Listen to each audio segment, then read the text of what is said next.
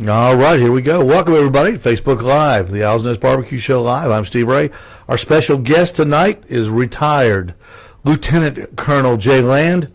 This guy right here, he has just returned from South Korea, and we'll be talking about South Korean barbecue. Yeah, that and a few other things. Is that good? Is South Korean barbecue good? It is. It's delicious, but it is not what you think of when you think of Rodney Scott or any of the great pit masters we have here. It's totally different, but it's great. But they call it barbecue, don't they? They do. It's Korean barbecue, and it's some of the tastiest food you'll ever put in your mouth. We also got David Bosca coming up in the second half hour of the show. David's going to be talking to us about the new coffee rub and the new beer-flavored chicken brine. Oh, you had me at beer-flavored. I know. Beer. I can't wait to try it. We need bourbon-flavored. Well, you could probably mix it in there. Absolutely. Bourbon goes, absolutely. Yeah, a little bit of bourbon-flavored brine. Topics that matter to you. We need to be responsible and take the vaccine. Talk Radio 102.3 WGOW FM.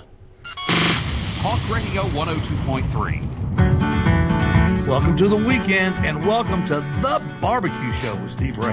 The Barbecue Show is brought to you by the Owl's Nest Barbecue Supply and Pro Shop in Ottawa, by the historic Midnight Oil Service Station in Ottawa, by Michelin Tires, because so much is riding on your time, and by all the great barbecue products and supplies at the Owl's Nest Barbecue Supply and Pro Shop. I know you've got questions, and we've got answers, so pick up the phone, 423-267-1023, and let's talk some barbecue. 3, 2, 1. That's right. The weekend has officially started because the Owl's Nest Barbecue Show is on the air. I'm Steve Ray. With me tonight, our special guest, retired Lieutenant Colonel Jay Land, all the way in from South Korea. We'll be talking with Jay in just a few minutes. Our number is 267-1023. If you call in and ask the question, what's barbecue like in South Korea? We got an expert right here. The expert is sitting right next to me on South Korean barbecue. If you've got the questions, we've got the answers. Grilling and food smoking this weekend. Our broadcast partner, Backyard Smokers Barbecue on Facebook, and the Dead Broke Barbecue Nation, also on Facebook and YouTube. Joe Varner in the studio. Aaron is here. I'm here. We're in touch, so you get in touch as well. Follow Owl's Nest Barbecue on Facebook, Instagram, and YouTube. And don't forget, all of the shows are loaded on the Owl's Nest Barbecue podcast on Anchor or any other place where you get your podcast. The Hey Steve, What's Doing Barbecue segment is brought to you tonight by Green Mountain Grills. Our new shipment just arrived, and in addition to more Green Mountain Grills, we have more racks, pizza ovens, covers, and even more accessories for your Green Mountain Grill. A big shipment just came in, and the guys have got it put up. And if you've got a Green Mountain Grill, by all means, if you want some stuff to go with, like the pizza oven, we sold a pizza oven today to Josh over at one of the tow truck companies in Ottawa. And if you've been looking for the racks, we've got the racks now. We even got the fold-up rack, and everybody's been looking for that. I bought a bunch of them this time. I bought a ton of them because they're hard to get, and we've got a bunch of them. So come on down tomorrow. We'll be there all day, and you can pick up one to fit your Green Mountain Grill. And they also fit other grills too. They're real neat. They're single racks. They don't anchor down. They just move around. You can put them in your grill or your smoker. You can put them to make, like you want to say, warm up some food or hold some food to be warm to get it off the flame. These things are just really handy to have for your outdoor cooking needs. And also, we have the new rubs from Butcher Barbecue in the store this week. The new coffee rub is in, and the brand new beer-flavored chicken brine is in, and it's on the shelves. Come by the store and check them out. And, of course, in the second part of the show tonight, we'll be going to Chandler, Oklahoma, and to talk with David Bosca of Butcher Barbecue on the Butcher Barbecue Hotline. He'll tell us all about those new products. And right now, we are awaiting word. We are awaiting word on the Pig Out Barbecue Night in Ringgold tomorrow. It starts at 6. It goes till 9 o'clock. The weather, and it's like, Jay, it's like we put in, let's have a barbecue contest, and the powers that be upstairs said, okay, let's have a storm of the same exact hours. It's just like I'm flying to Key West, and here comes a hurricane. So you know, you just can't win for losing. It's you. It's you. It is. It's you. You shouldn't have invited me to cook. Jay, the newest member of the Owl's Nest barbecue team. But we will hopefully have word on that before the show ends. We'll be able to tell you. But if it does go on, come on out. We'll be there. A little rain doesn't scare us. A little lightning, well, scares us a little bit, but we'll be there, and we'll be doing our best to serve. We're going to have brisket, pulled pork, and Jay's homemade sausage. I had one before the show tonight. Joe Varner, if you have not had a good sausage, you're going to want to check out Jay's sausage if you're down in Ringgold. Tell Scott, I know he lives down there, to come on out, and Jay's going to have his, what are they called, Jay? These are called Jay's Hot Guts. They were developed there in Korea with, if you're around me for 5 minutes, I'm always talking about my brother from a Korean mother, Linus Kim, who owns a Bama-style barbecue restaurant right there in Seoul, which is just really a mecca for us expats. So Linus and I worked together a couple of years ago and developed a line of sausage.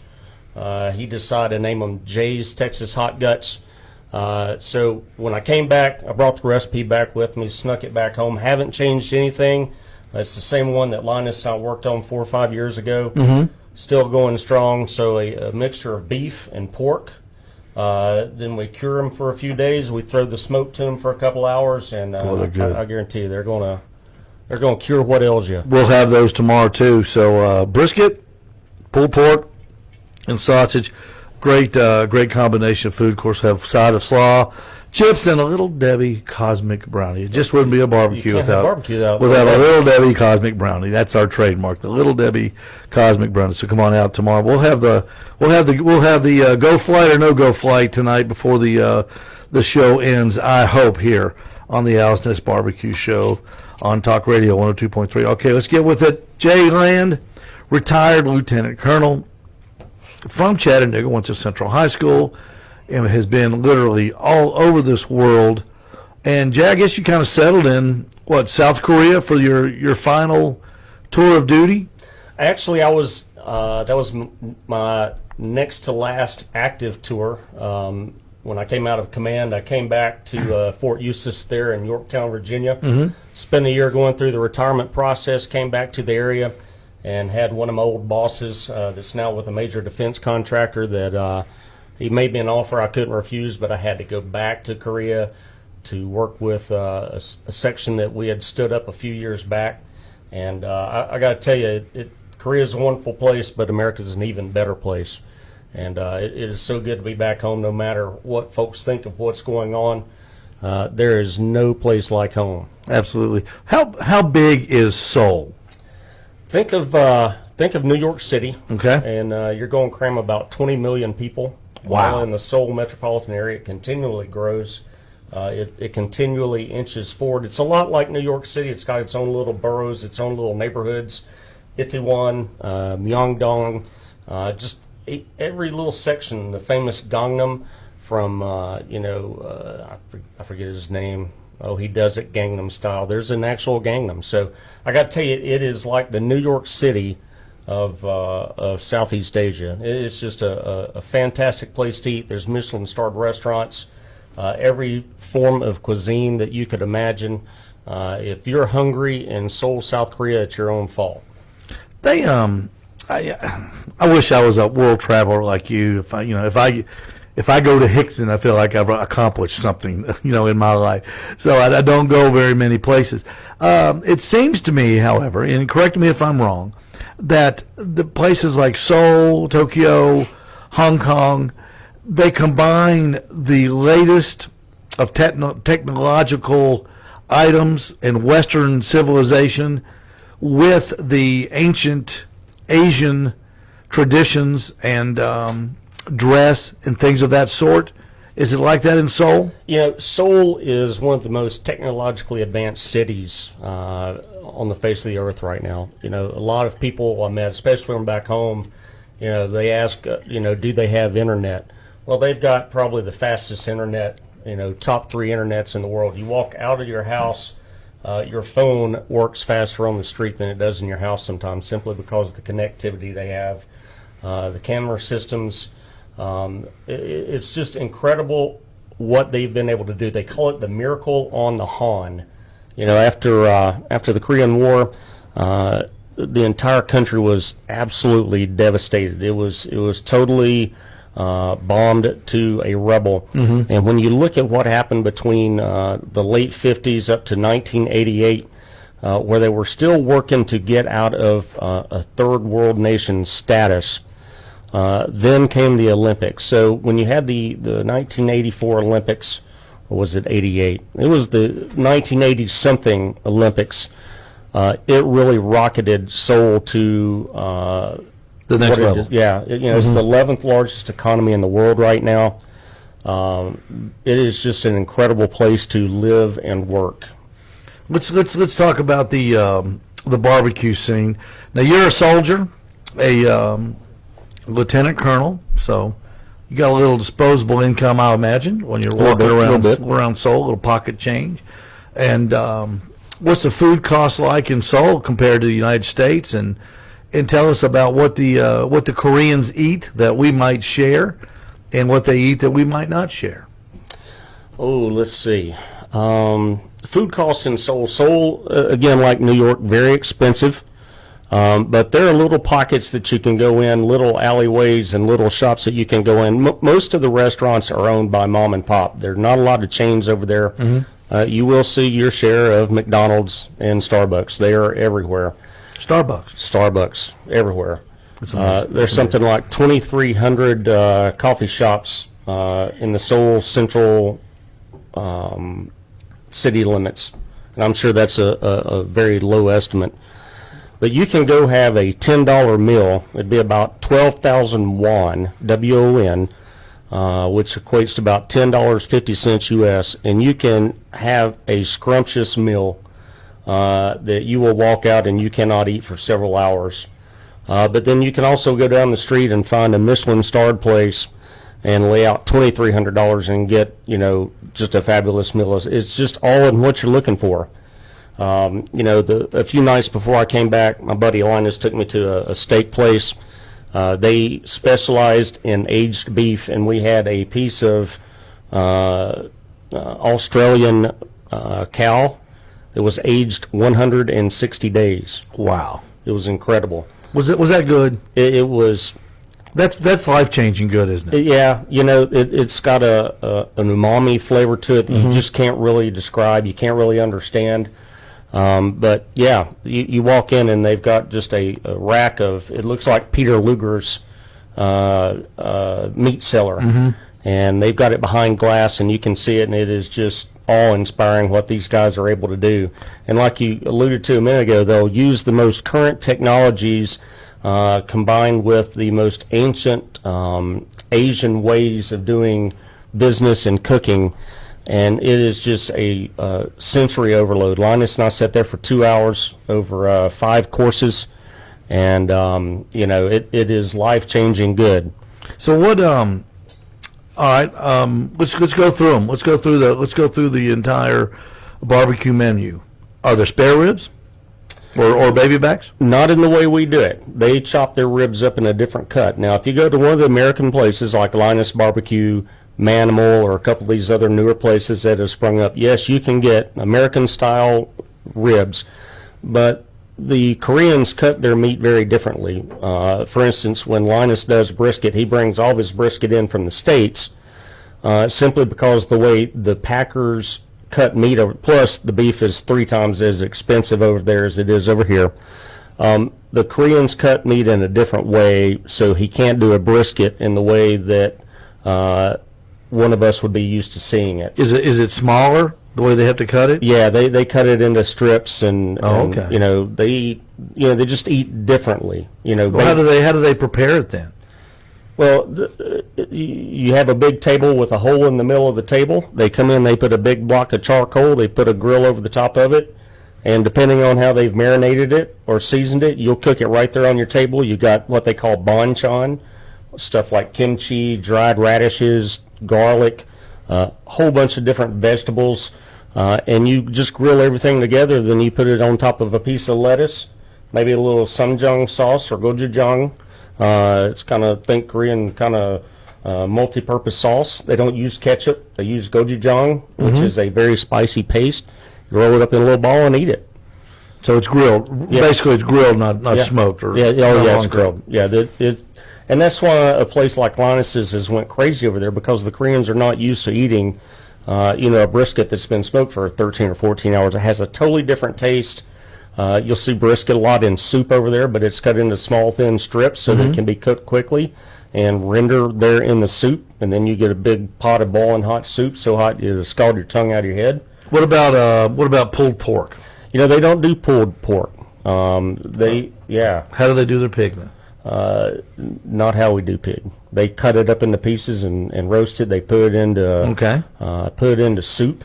There's a billion different ways to do a pig, but you really got to set aside the American, kind of the American style of. So open your imagination when you go there. Say again? Open your imagination when you go there. Yeah. Oh, yeah. Yeah. You have to get out of your little food box. Yeah. Yeah. But once you do that and you get a taste of those food or those spices that they've worked in and the way they cook their food, it opens up a whole world to you. Well, tell me what about I know they've got a lot of pigs there in Korea. That's the mainstay. That's the staple. What about chicken? Chicken is big. And I got to tell you, I hope the Colonel doesn't kill me, but Kentucky Fried Chicken has nothing on good Korean fried chicken. They've just got a way of doing fried chicken over there that would make the Colonel slap his mouth. Really? Yeah. What do they do different? I don't know. There's a little, the polite word for an older woman there is ajima.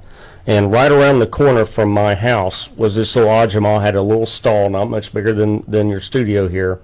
And all she served was fried chicken and pickled radish and kimchi. That's all she served. You could get 2 pieces, 4 pieces, 6 or 12 pieces. Did they bread it and put it in the oil like we do? Yeah, it's fried. It's incredible. But it tastes different. Oh, it just tastes better. Yeah, I think. I'm sorry, Colonel. Hey, your 11 herbs and spices don't have what Ajima had in it. The motto of this show is there's all kinds of ways to get to Chicago. Well, there's no right way. This is a great way. Hey, hold that thought. We're going to take our first break. We're going to be back with Jay Land, retired Lieutenant Colonel from the United States Army, who just got back from South Korea.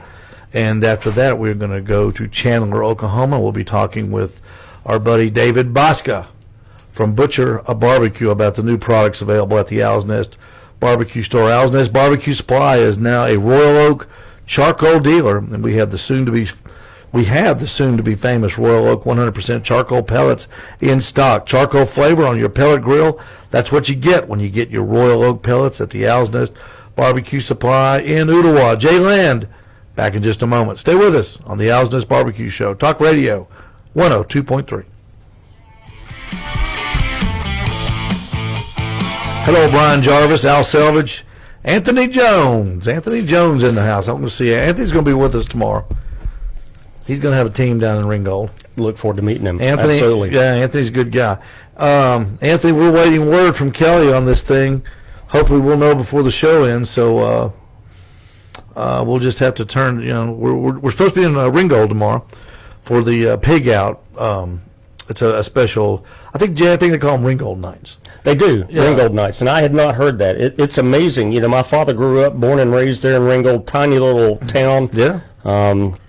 Now I go back there and I don't recognize it. My whole family, my dad's side of the family's from there, and you go back there and you see what a place Ringgold has become. It's just a beautiful place to live. Well, they've done a great job with the downtown area, Tennessee Street, or Tennessee Avenue, rather. Yep. A real unique, little small town America. Okay, lower the volume on your mics just a little bit. We can do that. Joe, we were just making sure everybody could hear us. I guess sometimes I get over. How about that? Is that a little better? Check 1 2. Check 1 2. All right, good deal. Joe gave us the thumbs up back at the studio. But I can't wait to. Anthony says he's got the smoker started now, and he's chomping at the bit. He is chomping at the bit. I think if this thing gets canceled, we may have to get him some counseling. Well, he's ready to go. We're going to have a lot of brisket. Yeah, a lot of brisket. Yeah, we will. We'll go feed the needy. Well, Anthony, if this thing doesn't get pulled off, we can put our butts in the freezer. We haven't unwrapped them yet. But the briskets are sitting in the refrigerator, open, drying out. That's my method. And I'll be peppering and salting and garlic them tonight before we go to bed, and Jay and I will be at the station bright and early tomorrow, regardless. Yeah. Whether the contest and event is tomorrow night, and somebody will get the opportunity to buy one of the 4 prime briskets that we'll be cooking tomorrow at the station at the Owl's Nest Barbecue Supply. So that's going to be somebody's going to get some good brisket. So watch our Facebook page, and just know that if you want to, we'll put it out there, and if you want to speak to it, we'll save you one. So either way, it's going to be a fun day tomorrow. I agree. We're going to be cooking tomorrow. I don't care about the weather. Anytime you can grill a little bit of meat, it's a good day. Yep, and Anthony just said if they get rained out, he's having brisket for supper, and that's not a bad way to do it anyway. So, Joe, you may have to drive your motorcycle over from Saudi and come get some brisket with us. Joe's all about that. Nothing like brisket, man. I love doing brisket. I am the brisket whisperer. Brisket whisperer. The brisket whisperer. Yeah, well, I love it. I love it. It's been a couple of years since I've had just a good piece of smoked brisket. Now make sure you're talking to that mic, Jay, because we had to turn him down a little bit, and I want everybody to hear what you have to say. Well, I'm on my best behavior. And talk loud and talk proud. Just like you're getting ready to jump out one of those perfectly good airplanes. No such thing as perfectly. If you've ever flown, Cuomo has denied the allegations. Andy Field, ABC News. Aircraft. Talk Radio 102.3. Yeah, baby. Make sure you visit the Memphis section at the Owl's Nest Barbecue Supply in Ottawa. Malcolm Reed, Heath Rouse, Mark Williams, Mark Lambert, Memphis Original Rub and Sauce, plus Barbecue Mojo Rubs. I'll tell you, it'll take you all the way to Memphis, just like Mont the Hoople, the Memphis Rub and Sauce section at the Owl's Nest Barbecue Supply. We are speaking with Jay Land, retired Lieutenant Colonel, just back from South Korea. Jay, you were doing a little after you got out of the service, you went back to work for the a contractor, was it? Yep, absolutely. One of the major defense contractors out there. And how long were you there the second time? 2 years? Yeah, right at 2 years on the nose. Flew in Wow. on June the 15th, and 2 years later flew out on June the 9th. So it was an interesting time with COVID. You know, you don't realize the freedoms that you have here in America Oh, yeah. until you're absolutely in lockdown, and the only place you can go is the grocery store or church. Mm-hmm. And they even locked down church after a while. You know, we were talking before the break about the different proteins that we do here in the United States and how they do them in Korea. And Joe, I want to give you a program note. We're going to break in 4 minutes, and so we can go to Chandler, Oklahoma. Let's see, we've done ribs, brisket, chicken, and pork butt. Now you've got an unusual, well, I shouldn't say unusual, a passionate interest in sausage. Yeah, you know. And did that come from South Korea, or is that just from hanging around with Chris Bilbrough and the guys up at Specs Meat up in Ottawa? No, that came about with Linus. We were kicking around ideas one night on what we could put on the menu to kind of make it new and exciting. And he said, man, I've always wanted to do a sausage. And so we just got in his kitchen and started mixing stuff up and doing some research. And we spent about 3 months just kind of figuring out how to make sausage from scratch. And I just really got interested in doing it. It kind of became a hobby. I'd started messing around with it at the house, doing some other charcuterie. Yeah. There at the house, just bought books and started doing it. And so when I was home on leave last year about this time, I met Chris there at Spec Artisan Meats. We got to talking, and he said he does sausage in-house. Yeah, he does, and it's fantastic. Yeah. So, you know, we became fast friends, so I go over there and kick around. We'll make 10, 20, 30 pounds of whatever we want to make. Mm-hmm. You know, I brought some andouille over here with me tonight. Yeah. I just made the andouille. We grind everything. It comes straight off the animal. Everything is ground in-house. All the spices are mixed in-house. Everything is stuffed in-house. Jay, I had no idea how good sausage could be until I had some a couple months ago that Chris made. Not using just the scraps and leftover. It was meat that was purposed for the sausage and fat that was purposed for the sausage, and it was mixed perfectly. 80-20 or whatever it is you guys use. And Chris had one that he put a little wine in even. Yep. And that stuff, red wine and garlic. It's off the charts good. Well, we use pork butt. We don't use scrap. We use pork butt. Yeah. We use chuck roast beef. We dry age our beef and put aged beef in when that's what we want the recipe to call for. But everything it's not a bunch of scraps. We grind fresh beef and pork specifically for that sausage that we want, and we measure it down to the gram when it comes to the seasoning. Yeah. To the gram. I watched him do that. That I mean, is it's amazing. Yeah, so, it takes a little bit longer, and then we stuff it, all natural casing. We don't use any of that synthetic stuff. We use all natural hog casings and stuff it ourselves, cure it. The ones I'm going to be doing tomorrow, I've had them curing for 3 days now. Just waiting, letting the flavors bloom, letting everything kind of mix together and meld. They will have been cured for 3 days tomorrow. By the time we put them on the smoker, we'll hit them with a smoke for an hour or so, and then somebody's going to have some good sausage. We'll finish them off on the grill, and they'll be unbelievable. Absolutely. Simply unbelievable. Let's take another quick break right now. We're going to go to Chandler, Oklahoma on the other side of this break, and we'll be talking with David Bosca, America's Butcher Barbecue. If you want a grill that will elevate your outdoor cooking area, then look no further than the Memphis wood-fired pellet grill available at the Owl's Nest Barbecue Supply. Now get this, 0 to 350 degrees in under 10 minutes. Plus the built-in steak sear section will make your already amazing steaks just a little bit better. The Memphis wood-fired pellet grill, nothing else like it, available at my place, the Owl's Nest Barbecue Supply in Ottawa. Coming up on the other side of this break, Jay Land will be with us still, and David Bosca, America's Butcher, the Butcher Barbecue. Stay with us. I watched him make that sausage. I couldn't believe how much work goes in that. Yeah. I thought that you might remember, Jay. Aaron, we need to go to the dial pad. You want to get it? One. Hang on just a second. Let's see. Hang on just a second.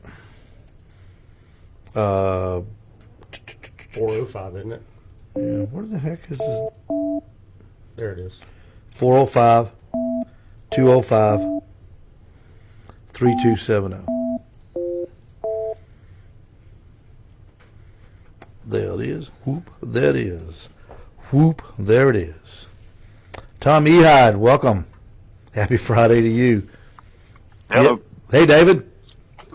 Yeah. Good morning, or good afternoon, I should say. How are you? We're good. We're real good. We're going to be talking about the new products, and we've got retired Lieutenant Colonel Jay Land sitting in tonight. Nice. With us as well. Jay, this is David Bosca, America's Butcher. Man, it is great to meet you. I got to tell you, I used some of your seasoning last night on some chicken I threw on the grill. I'm going to connect to my truck. Hang on, man. He's in. Oklahoma must be a noisy place. Now we're at a swimming pool. One of our granddaughters got a birthday. So can you hear me? Yeah, we can, David. Give me a test. 1, 2, 3. All right, cool. Give me a test. Testing. 1, 2, 3. Doing a test. 1, 2, 3. Can you hear me? Can you hear me? Yeah, we can now. That's great. That's fantastic. Okay. Good. Can you hear him okay, Joe? Can you hear the phone? All right, good deal. All right. Our producer back at the studio says everything sounds great. Good deal. Good deal. Good. David, I've already sold 2 bottles of coffee rub today. Cool. I did you open not, it up and try it just on your finger? Not yet. Not yet. I haven't had a chance. I put it out there and it got started selling. I don't open them if they don't start. Only if they don't sell. If they're selling, if they sell, I just believe them. Okay, good. Everything good in Chandler? Yes, it's gotten quite warm. Quite warm. I think that's all over the United States. Boy, you would think it would be. You'd think it's July 16th as hot as it is outside, wouldn't you? Yeah. Yeah, it's not as hot as it could be. We're normally bumping 100 right now. We've just been in the low 90s. Yeah. Jeffrey Maxwell says hi. He says, I was supposed to text you his number, your number, text him your number today. He went through Chandler, but I don't think he stuck around much. Oh, okay. You know, Dave, I got to tell you, Hi, Jeffrey. I love the grilling addiction rub. Steve gave me a couple of bottles that a couple of years ago, and I've used those up. I took them to Korea with me, put them on all my food there when I was cooking at the house. I got to tell you that's probably my favorite rub of any rub I've had. Well, thank you. We appreciate that. Yeah, I will say it's probably my go-to also. Yeah, I really like it. You need to try that coffee rub. It's finger tasting it, you're going to go, wow, that's coffee, but it's not that strong cooked. It really isn't, but it's got some nice sweetness. Hell, we can go over all that when we get on. Yeah, we're gonna talk about that, and talk about the beer flavored chicken brine. I'm real excited about that. Yeah, you had me at beer. Yeah. Although I think we need a bourbon brine. Oh, really? Oh yeah, I mean everything goes better with bourbon. Topics that matter stand by. to you. We need to be responsible and take the vaccine. Talk Radio 102.3 WGOW FM. Talk Radio 102.3. The Green Mountain Pellet Grill has established itself as the leader in popular price smokers. Low and slow or hot and fast, the Green Mountain Grill can do it all, and at a cost anybody can afford. Simply, they're built better, and they cost less. Buy yours at the Owl's Nest Barbecue Supply in Ottawa. Just look out there. We got them out there every single day. And that big old, everybody asks, Steve, what's in that big container outside? Green Mountain Grills. It's full of them.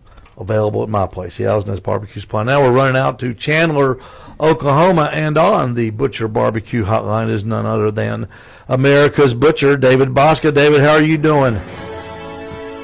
We're doing great, Steve. Thanks for letting us sit and chat with you. I like these Friday night evenings just sitting around a big old shade tree and talking. Yeah, talking a little barbecue. David, I was going over, Jay just returned from South Korea, and we were talking a little bit of South Korean barbecue and with all the different flavors and all the different tastes. And lo and behold, yesterday the UPS guy brings in 4 cases of rubs that I had forgotten I even ordered from you.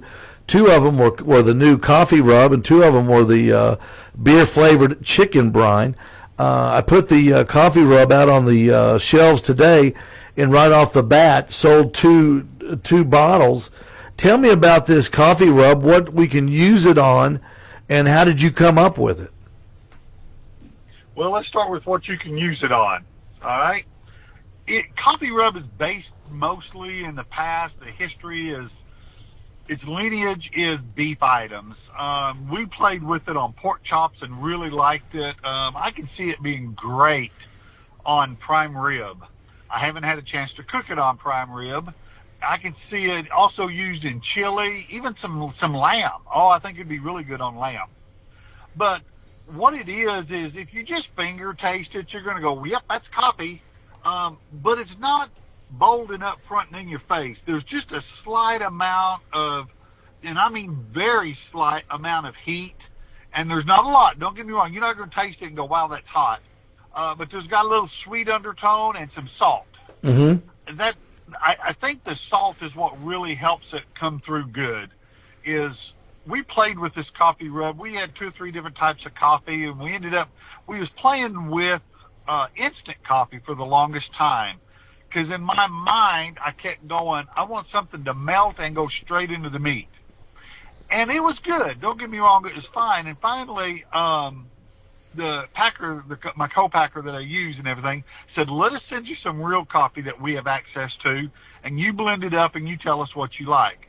And they sent me some, and we tried it, and I want to tell you what, that changed it.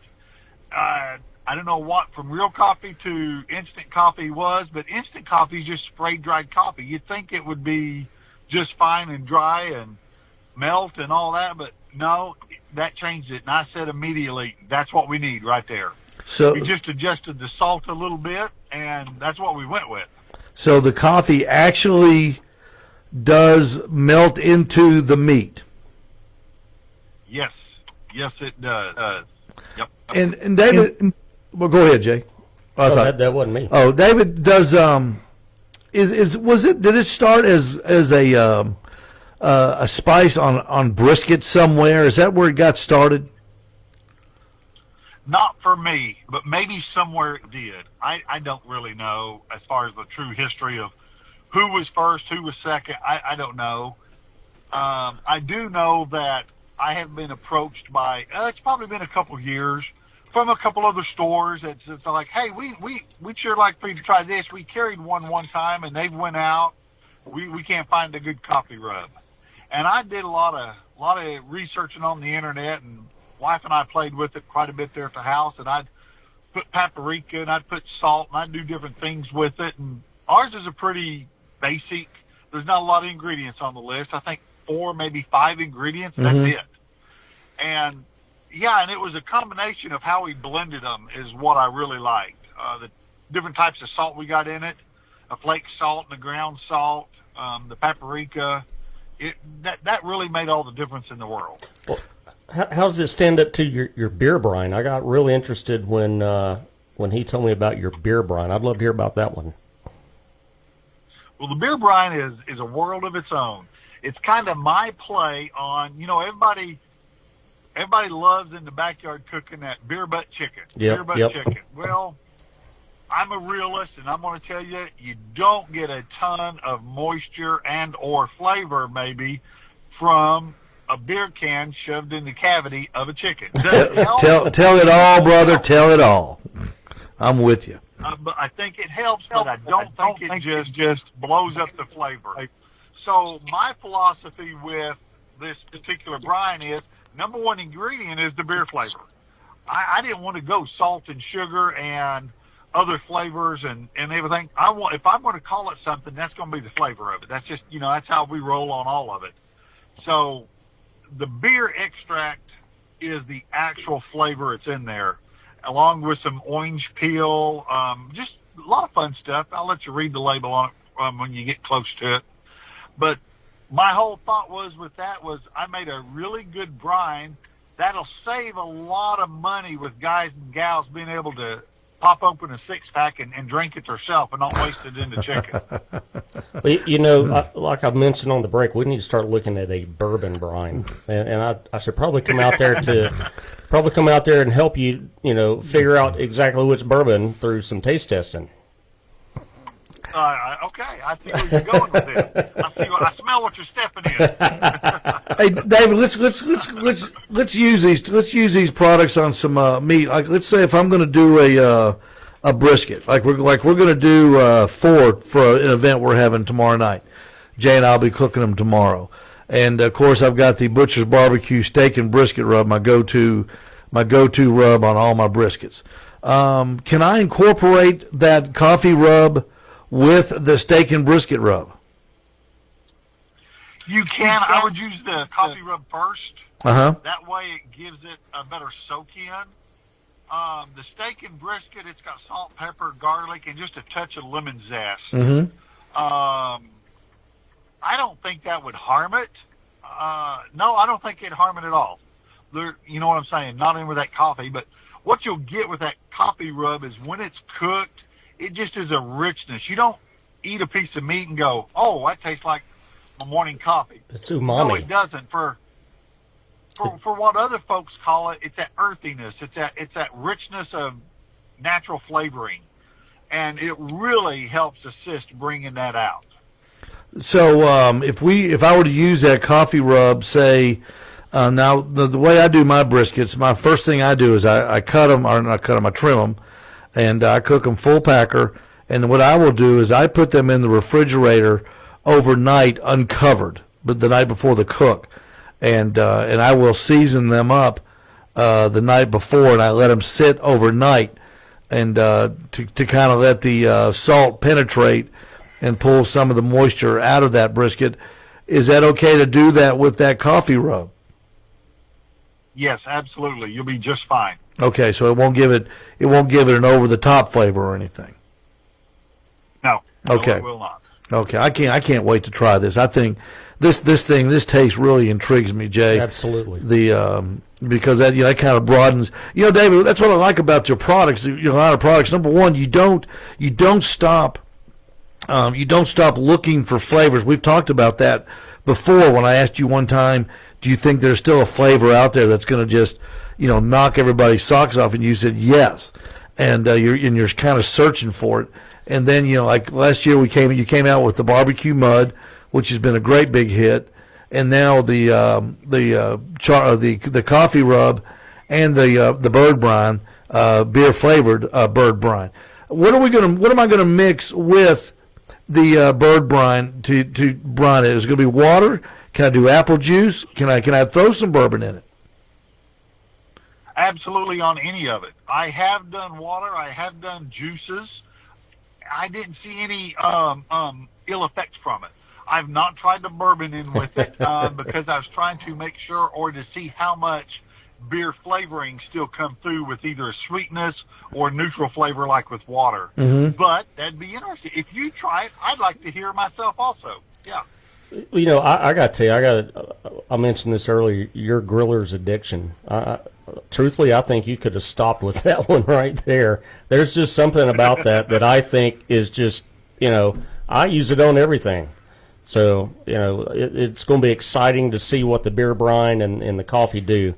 But this is going to be a good cook tomorrow. Well, David's line, it includes the sauces. His sauces are just fantastic. One of them, David, I forgot which one. One of them placed. I don't know. Did it win the Jack Daniels, or it was in the top 5? In the sauce? Yeah, in the sauce category. We've won a first. We've won a second. We've won a fifth. Yeah. Jack with our sauce. Yeah, we've won 3, maybe 4 sauce awards at the Jack with it. Yeah. And folks, there's a ton of sauce out on the market. So if you're pulling down the awards, anything that tastes good to the judges is going to taste good in the backyard, I assure you. And then you've got the grilling flavored the butter flavored grilling oils, I should say. That's good stuff too. And that is fantastic stuff.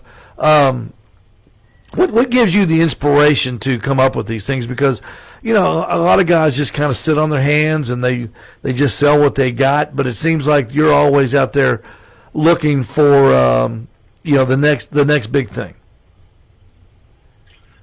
I've never been known, and I'm gonna throw my own barbecue mud on my own mud.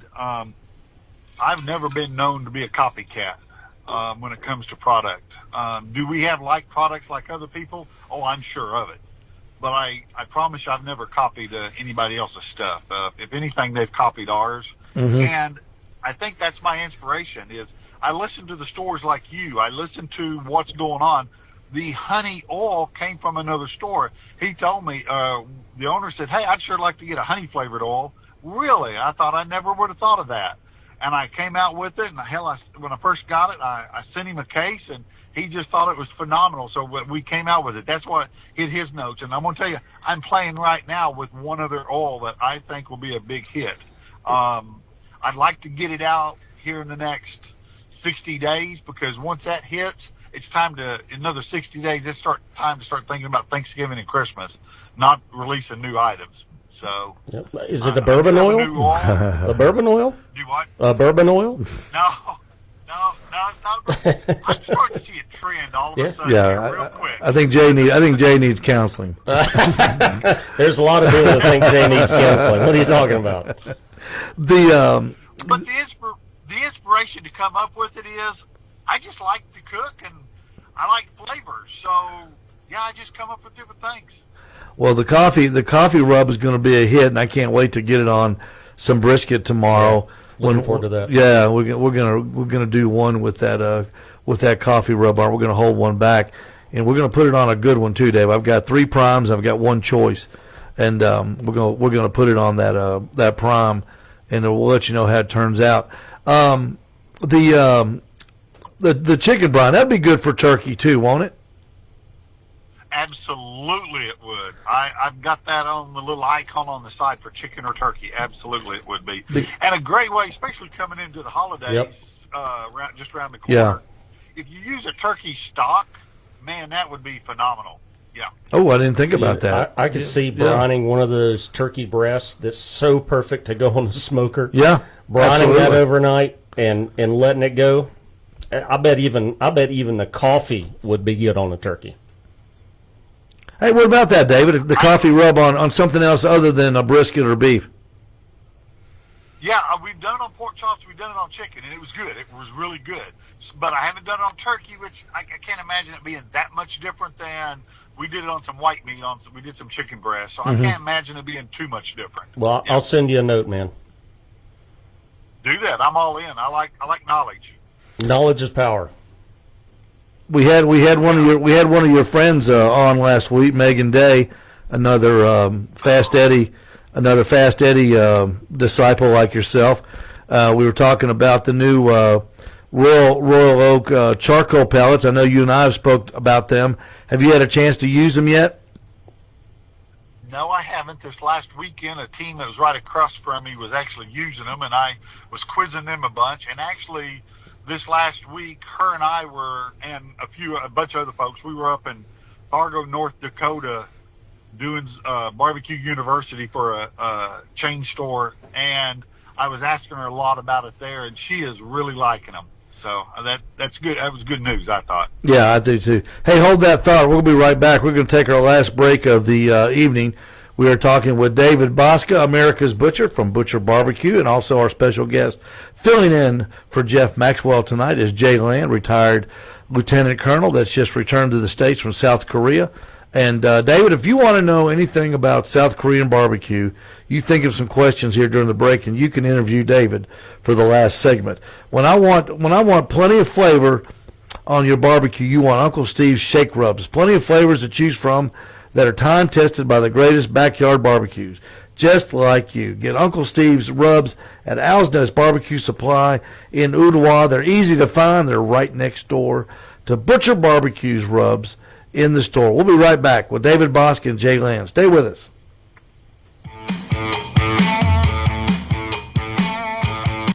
So should I call you Uncle Steve now? No, they're not mine. They're another guy. David, people come in the store and they ask me all the time, they go, are any of these yours? And I tell them, I said, there's no way I can make anything as good as what you make or what any of the other the pit masters make, because you guys know flavor. And just tell people, you've told me this story before in kind of an abridged version, what you go through with the different flavors on your table when you're trying to come up with a rub. Oh, yeah. I've had my very first rub was our premium rub, and those little paper Dixie cups you get like in your bathroom, I remember mixing them up, and I'd label them 1, 2, 3, and I had about 75 to 100 of those scattered across my counter. And I'd have notes, and every one I had written down exactly what was in it, and I burnt my taste buds out. I'd go through and, just tasting. 2 or 3 days later, I'd go back and try like maybe 5 through 10, and then a few days later, go back and do 20 through 25. And I continue tasting this stuff, trying to get it down to a certain 5 or 6, and then we start cooking. You've got to cook with it. It's not just a finger test. Sometimes a finger test, it does a good job to give you where you want to start, but it's all about how it tastes on the food and the smoke and the grill. It's a combination of flavors, and one is better than another a lot of times. You hit the nail on the head. So many times people will sample a rub and they go, "Ooh, I don't like it," and I'll have to tell them, "No, you don't like it out of the bottle. Take it home and put it on something and cook it. Get it hot. Put it into the harshest environment known to mankind, fire and heat, and watch how it melts into the meat fibers and in the proteins, and how it changes the taste." And David, I'm going to tell you, the one rub I specifically mentioned to him is the honey rub. When right out of the bottle, you don't think you go, that's okay. When you get it on a rib, it's a game changer for your taste buds. When you hit that rib with that sweet honey rub of yours, people cannot believe the taste, how it changes once it gets on that rib and it's heated up. Yeah, it's the caramelization of the sugars and the salts and everything together. Absolutely. That's what we put on our chicken this last week, and we got a 180. We got a perfect score, and it was nothing but the honey rub. That was it.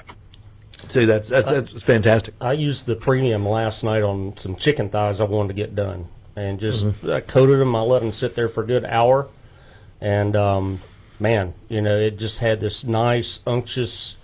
Yeah, it was good. I can see, Dave, why you liked the premium the best. Yeah. I got to tell you, man, I'm sticking with the griller addiction.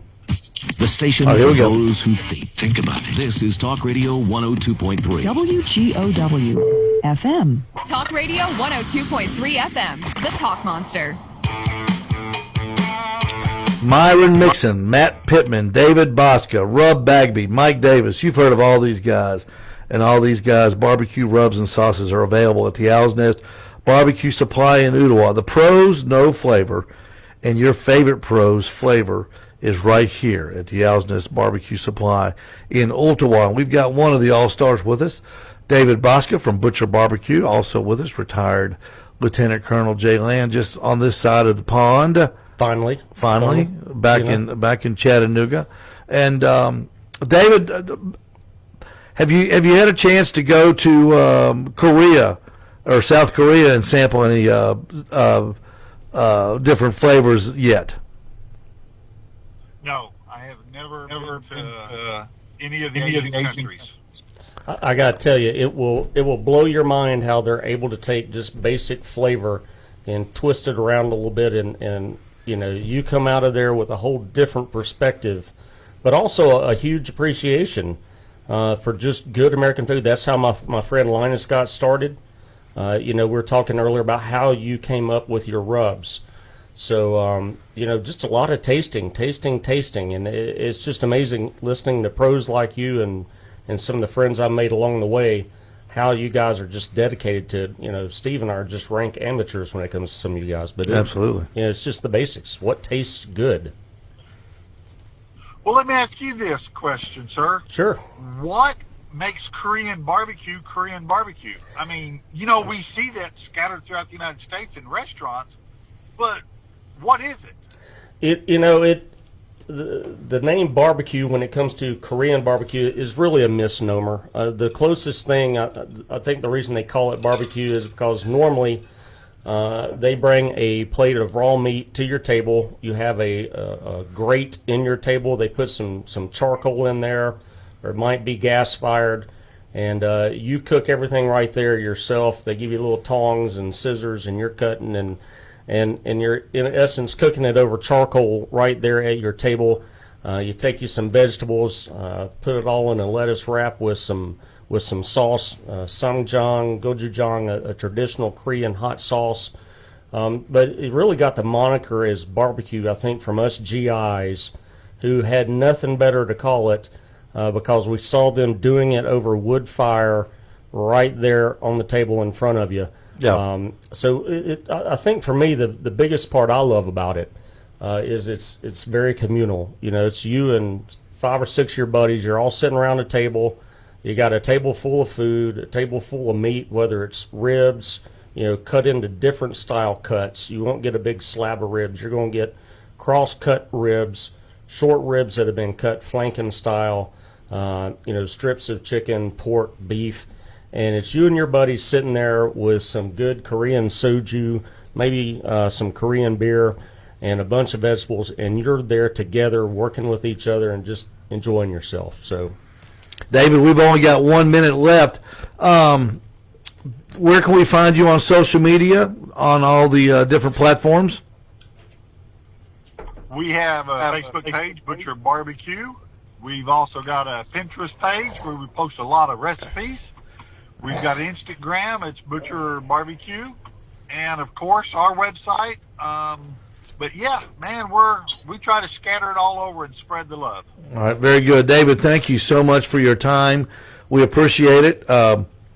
We will talk again very soon, and we'll keep you posted on the coffee rub. Okay. Hey, thanks, David. Hey, always remember, trust your butcher. That's right. We got to go, man. I want to know about those briskets tomorrow. Let me know. We'll do it. Real quickly, I want to let everybody know the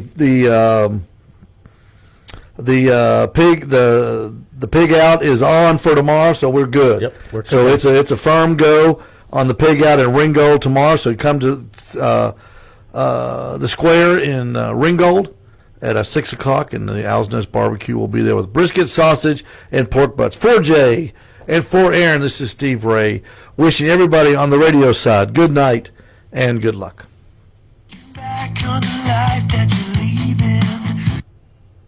Thank you, Joe. And he's gone. Jay, thank you so much. It was a blast. If any of our friends here in Chattanooga are watching right now on Facebook, don't forget the Ringgold Nights pig out is on for tomorrow. So we'll be getting there at 4 o'clock in the morning, putting the briskets and the pork butts on, Jay. A lot of fun. It's going to be a great time, and we'll see you there at 6 o'clock in Ringgold. We'll start selling. Come out, 6 p.m. You don't have to be there at 6 a.m. Come at 6 p.m. 6 p.m. That's right. We'll be there selling our barbecue, and there's a little contest there too. So we'll have samples that you can buy for $1. It's going to be like a People's Choice.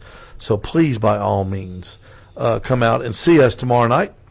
Come and talk to this guy, Jay Land, retired Lieutenant Colonel Jay Land from the United States Army. An interesting guy. He'll tell you stories about jumping out of perfectly good airplanes that are very, very interesting over some what do they call those, hot zones. Drop zones. Drop zones. Your openness not hot. Oh, okay. You're getting shot at. And tell everybody on the Facebook side, to you, Jay, thanks for being here. We appreciate it. Always, brother. Aaron, thank you so much. Good night. And good luck to everyone on the Facebook side. Thank you so much for watching, and thank you